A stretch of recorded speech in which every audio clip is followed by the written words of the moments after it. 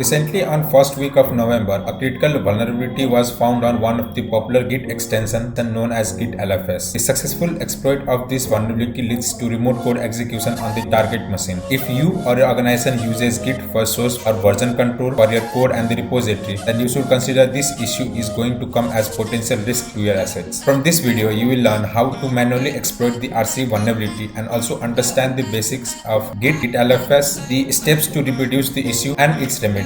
Being said that, let's roll the intro.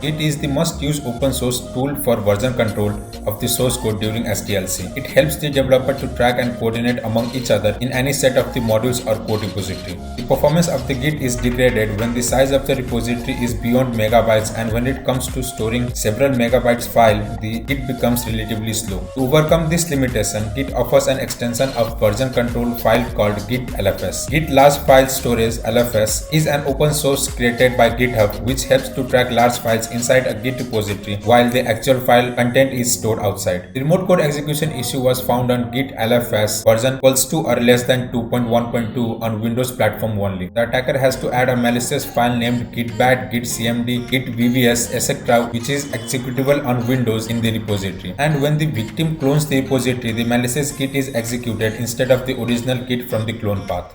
Some of the affected products are Git, GitHub CLI, GitHub Desktop, Visual Studio, Git Kraken, Smart Git, SourceTree, etc.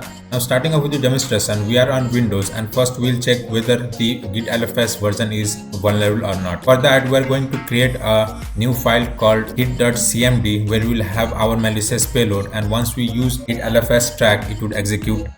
And as you can see, the calculator file was opened as soon as we entered Git LFS track. This confirms the Git LFS version is vulnerable. Now starting off with the demonstration from attacker perspective, he has to create a new repository on GitHub. Here on the screen I have created a repository named POC demo. I have already created one, and that is POC. Let me show it to you quickly.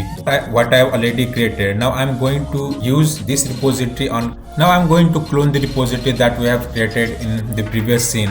After cloning the repository, let's go inside it and let's create a file called git.cmd which will open the calculator when a victim triggers it.